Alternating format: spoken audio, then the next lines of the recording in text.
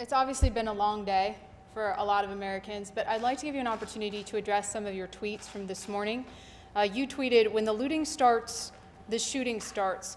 How would you know that phrase and not know its racially charged history? Well, I've heard that phrase for a long time. I don't know where it came from, where it originated. I view that In phrase as... 1967, the Miami police Well, I don't know. chief I've also used it. heard from many other places, but I've heard it for a long time, as most people have. And frankly, it means when there's looting, people get shot and they die.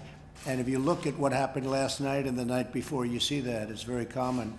And that's the way that was meant, and that's the way I think it was supposed to be meant. But I don't know where it came from. I don't know where it originated. I wouldn't know a thing like that. But I will say it's very accurate in the sense that when you do have looting, like you had last night, people often get shot and they die, and that's not good, and we don't want that to happen. Yeah, please. Thank you, Mr. President. In the past, you've criticized NFL players for their protest against police brutality. Given what we've seen with George Floyd and what we saw with the delays in the case of Ahmaud Arbery, does that change your views around those NFL protests?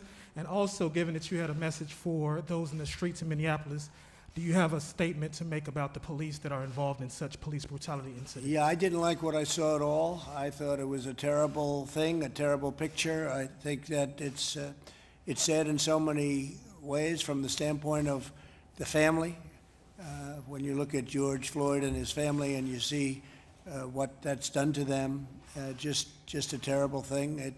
He was in tremendous pain, obviously, and couldn't breathe. It was very obvious to anybody that watched it. It was a very, very sad thing for me to see that. We also know that most policemen, you see the great job they do. They do a fantastic job, but this was a terrible insult to police and to policemen.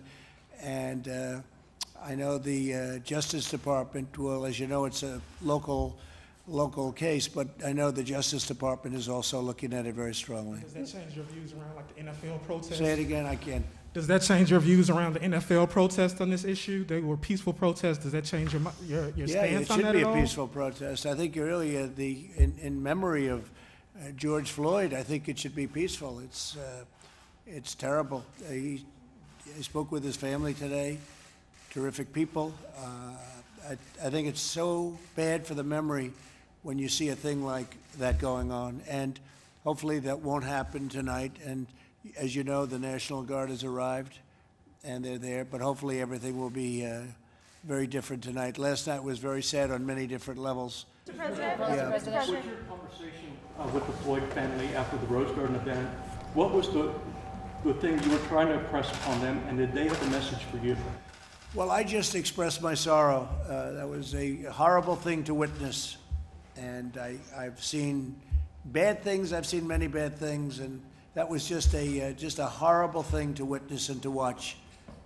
And it would certainly look like there was no excuse for it. Mr. President, Did they have a message for you at all? Did they communicate? They were grieving very much. Look, it's their brother, and they were grieving, and I could see very much that they loved their brother.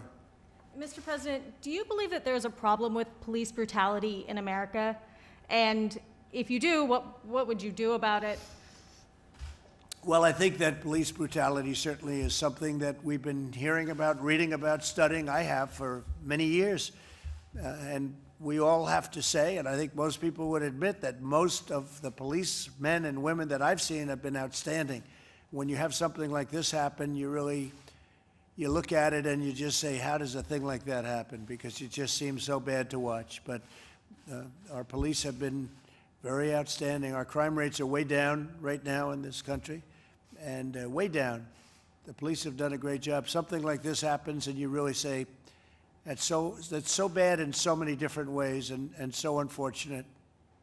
You see the... Yeah, please go ahead. Yes, Mr. President, it certainly seems like you're sympathetic to some of the frustration expressed by the protesters last night. I want to ask you, first off, do you think there were good people out protesting in Minneapolis last night? Did you say, were there good people among the protesters? And then also more broadly, what is your message to Black Americans and others who just are really frustrated and saddened to see another video of a Black man being killed in police custody? Well, certainly there were a lot of different people, and there were good people too, and they were protesting for the right reason. They were protesting in honor of a man, George Floyd, where something happened that shouldn't have happened, in my opinion, from what I've seen.